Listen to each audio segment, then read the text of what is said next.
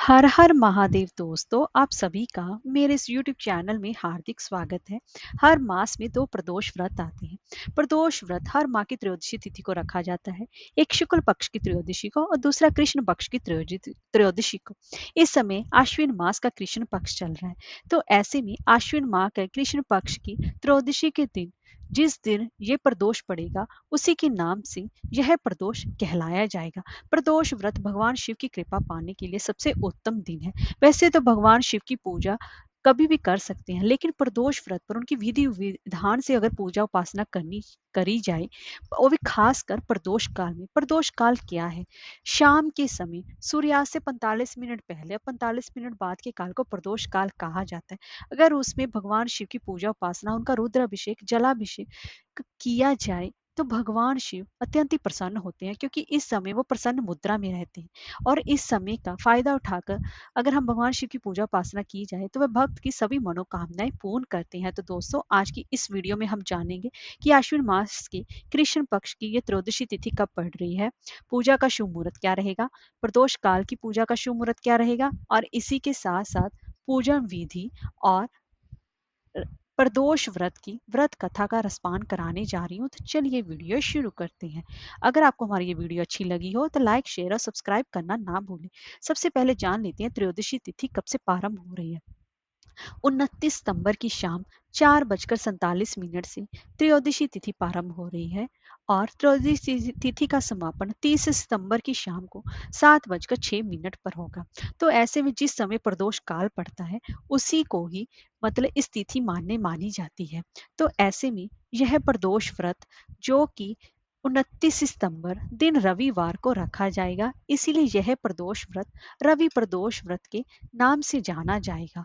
और रवि प्रदोष यानी कि आज सूर्य नारायण का दिन है, तो सूर्य भगवान की पूजा उपासना करने से सबसे ज्यादा उत्तम माना गया है और वह अपने भक्त की सभी मनोकामनाएं पूर्ण करते हैं। तो आज के दिन भगवान शिव और सूर्य नारायण की पूजा उपासना करने से रोग मुक्ति भी मिलती है। तो प्रदोष काल की पूजा का समय रहेगा शाम के 6:09 से लेकर रात के 8:34 तक रहेगा और सुबह सूर्योदय का समय रहेगा 6:21। तो अब जान लेते हैं पूजन विधि और रवि प्रदोष व्रत के महत्व के बारे में और उसके बाद व्रत कथा के बारे में।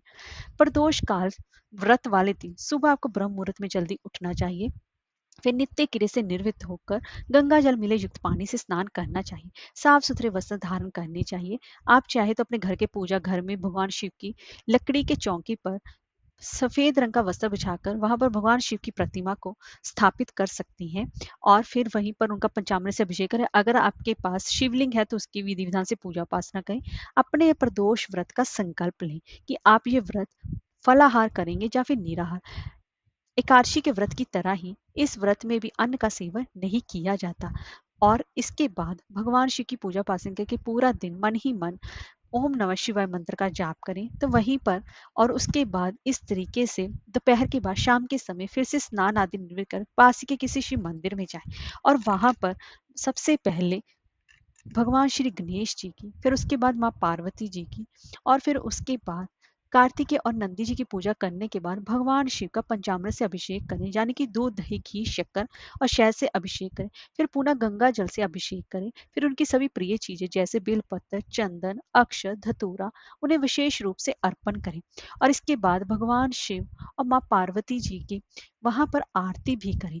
तो वहां पर घी का दीपक जलाकर उनकी आरती करें और वहां पर उनको सफेद रंग की मिठाई का भोग अवश्य ही लगाएं। आप चाहें तो घर से भी खीर बनाकर लेके जा सकते हैं। अगर आप नहीं बना सकते, बाहर से भी सफेद रंग की मिठाई का आप वहां पर भोग लगाएं और वहीं पर बैठकर रवि प्रदोष की व्रत कथा का रसपान करें और वहीं पर आरती कर सभी भक्त जनों में प्रसाद वितरण करें। ऐसा करने से भगवान शिव की विशेष कृपा की प्राप्ति होती है। तो दोस्तों, अब हम जान लेते हैं कि रवि प्रदोष व्रत का महत्व क्या है।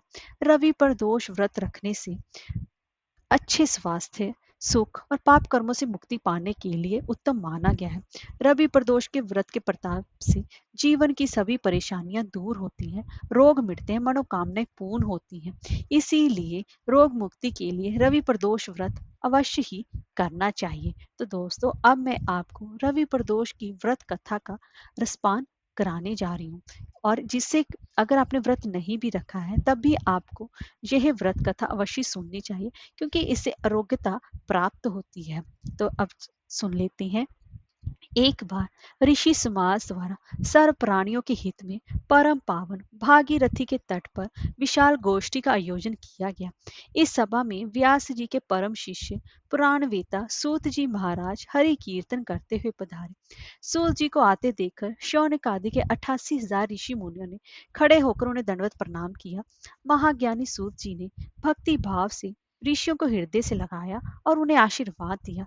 विद्वान ऋषिगण और सभी शिष्य आसन पर विराजमान हो गए।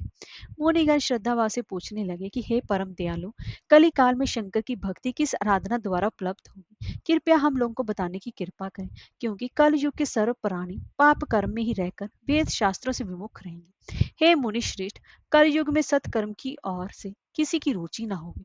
जब पुण्य क्षीण हो जाएंगे तो मनुष्य की बुद्धि बुरे कर्मों की ओर स्वयं प्रेरित होगी, जिससे कि दुर्विचारी पुरुष वंश सहज समाप्त हो जाएंगे। इस भूमंडल पर जो मनुष्य ज्ञानी होकर ज्ञान की शिक्षा नहीं देता, उस पर परम पिता परमेश्वर कभी प्रसन्न नहीं होते। हे महामुनि, ऐसा कौन सा व्रत है जिससे कि मनोवांछित फल की प्राप्ति होती है? कृपया करके बताएं। ऐसा सुनकर दयालु हृदय से सूत जी कहने लगे कि हे श्रेष्ठ मुनि और शौनक जी, आप धन्यवाद के पात्र हैं। आपके विचार प्रशंसनीय और सराहनीय है। आप वैष्णव हैं, क्योंकि आपके हृदय में सदा परहित की भावना समाहित है। इसलिए हे शौनकादि ऋषियों, सुनो, मैं उस व्रत के बारे में बताता हूँ जिसे करने से सभी पापों से मुक्ति मिलती है। धन वृद्धि, दुख विनाशक, सुख प्राप्त कराने वाला, संतान देने वाला और मनोवांछित फल की प्राप्ति कराने वाला व्रत होता है। यह व्रत तुमको सुनाता हूँ, जो किसी समय भोलेनाथ जी ने माँ सती जी को सुनाया था, और उनसे प्राप्त यह परम श्रेष्ठ उपदेश मेरे पूज्य गुरु जी ने मुझे सुनाया था, जिससे समय पाकर मैं आपको शुभ बोल में बेला में मैं सुनाता हूँ। तब सूत जी कहने लगे कि आयु वृद्धि स्वास्थ्य लाभ के लिए त्रयोदशी का व्रत करें। इस व्रत की विधि इस प्रकार है। सुबह स्नान कर निराहार व्रत रहें, शिव जी का ध्यान करें, शिव मंदिर में जाकर भोलेनाथ की पूजा करें। पूजा के बाद अर्ध पुंड का त्रिपुंड तिलक धारण करें, शिवलिंग पर बेल पत्तर चढ़ाएं, धूप दीप और अक्षत से पूजा करें, शिव जी को ऋतु फल अर्पित करें, ओम नमः शिवाय मंत्र का रुद्राक्ष की माला से जाप करें, ब्राह्मणों को भोजन कराएं और सामर्थ्य अनुसार दान दक्षिणा दें। इसके बाद मौन व्रत रखें। व्रती को सत्य बोलना है। इस व्रत में आवन हवन आहुति भी देनी चाहिए। शौनक आदि ऋषि बोले कि हे पूज्यवर, आपने ये बताया कि व्रत परम गोपनीय, मंगलप्रद और कष्ट निवारक है। कृपया ये बताने का कष्ट करें, ये व्रत किसने किया और उसे क्या फल प्राप्त हुआ? तब श्री सूत जी बोले कि आप शिव के परम भक्त हैं। आपकी भक्ति देखकर मैं व्रती पुरुषों की कथा कहता हूँ। एक गांव में अति दीन ब्राह्मण निवास करता था। उसकी पत्नी प्रदोष व्रत किया करती थी और उसका एक पुत्र था। एक बार की बात है कि उसका पुत्र गंगा स्नान करने के लिए गया था। मार्ग में उसे चोरों ने घेर लिया और कहने लगे, हम तुझे मारेंगे, नहीं तो तू अपने पिता का गुप्त धन बता दे। बालक दीन भाव से कहने लगा, हम तो अत्यंत ही दुखी दीन है, हमारे पास धन कहाँ है? चोर फिर कहने लगे, तेरे पास पोटली में क्या बंधा है? बालक ने उत्तर दिया कि मेरी माता ने मुझे रोटी बनाकर बांध कर दिया है। दूसरा चोर बोला कि भाई, ये तो अति दीन दुखी हृदय है, इसे छोड़िए। बालक इतनी बात सुनकर वहां से जाने लगा और एक नगर में पहुंचा। नगर के पास एक बरगद का पेड़ था। बालक थककर वहां बैठ गया और पेड़ की छाया में सो गया।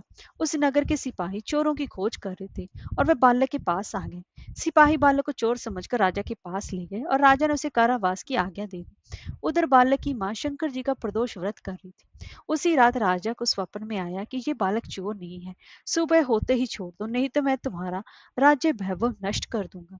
रात समाप्त होने पर राजा ने उस बालक से पूरी कहानी पूछी, तो बालक ने सारी कहानी बताई। बालक की बात सुनकर राजा ने सिपाही को भेजकर माता पिता को बुला लिया। राजा ने जब उन्हें भयभीत देखा तो कहा कि तुम चिंता मत करो, तुम्हारा बालक निर्दोष है। हम तुम्हारी दृढ़ता देखकर 5 गांव दान में देते हैं। शिव जी की दया से ब्राह्मण परिवार अब सुखी रहने लगा। इस प्रकार जो कोई भी इस व्रत को करता है, उसे आनंद की प्राप्ति होती है। हर हर महादेव।